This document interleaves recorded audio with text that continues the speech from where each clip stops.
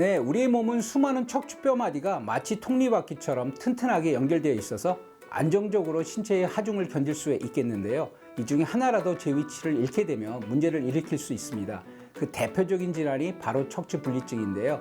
병명만으로 굉장히 무섭고 희귀한 질환처럼 느껴지겠지만 성인 중 약 10%가 갖고 있고 최근 10대부터 30대까지 다양한 연령층에서 나타나는 질환으로 부각되고 있습니다. 그러므로 주의가 필요합니다. 안녕하십니까. 저는 신경외과 전문의 문무혁입니다. 네, 척추 분리증은 척추 관절 사이를 이어주는 곳이 금이 가서 분리가 되면서 결손이 발생하는 척추 질환입니다. 척추 분리증이 있는 척추뼈를 하나로 움직이지 못하게 돼서 결손 부위를 중심으로 앞뒤가 이제 따로 놀게 되고요.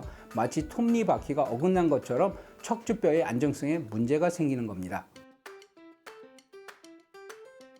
네, 선천적으로 타고나거나 사고나 외상으로 인해 발생하는 경우가 있을 수 있고 장기적으로 과도한 운동 및 노동을 통해서 척추 연결고리에 무리를 준 경우가 있을 수 있습니다. 특히 청소년층에 과격한 격투기 운동 등이 척추 분리증을 유발하는 경우가 왕왕 있습니다. 네, 증상이 허리 디스크와 비슷하기 때문에 진화를 오인하고 제대로 된 치료를 받지 않는 경우가 많습니다. 척추 분리증이 발병하게 되면 우선 허리 통증이 시작되는데요. 특히 허리를 뒤로 젖혔을 때 더욱 심해지고요.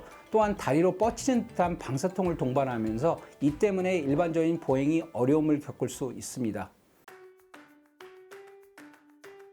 네, 척추가 약하기 때문에 허리 디스크와 같은 질환이 생기는 경우가 굉장히 많고요. 장기적으로 허리 퇴행성 관절염, 척추관 협착증의 합병증이 생길 수가 있겠습니다. 또한 척추 분리증에 의한 협부 결손에 의해 척추 전방 전이증이 발생할 수 있겠는데요.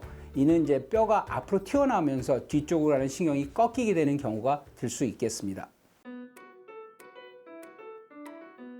네, 비수술 치료는 약한 도수 치료로 척추 측만증, 골반 교종, 일자목 등을 치료하는 방법으로 있을 수 있겠고요.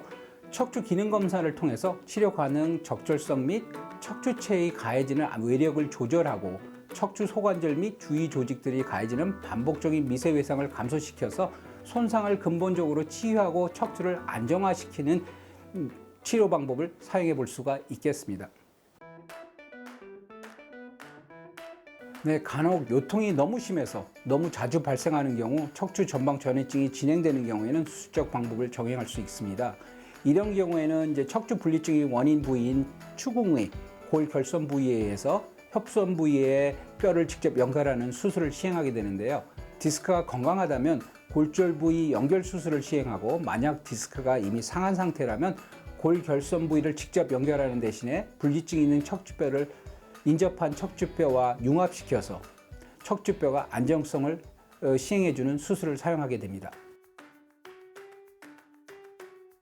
네, 척추 분리증 예방에서 가장 기본적이고 중요한 것은 이제 허리 근육 강화 운동으로서 허리 근육 강화 체조, 작은 수영, 등산, 걷기, 올바른 자세 등이 있겠습니다. 하지만 결손에 있어서 분리증 환자에는 타 환자에서 좋다는 허리 운동이 오히려 해가 될 수 있습니다. 특히 수영 같은 경우 스트레칭을 하게 되면 떨어져 있는 부분이 점점 더 떨어질 수가 있겠고 철봉 매달리기 같은 경우 허리를 늘려주면서 결손 부위가 점점 더 벌어질 수 있기 때문에 더 악화될 수 있으므로 강도는 약하게 오랜 시간 하는 것이 좋겠습니다.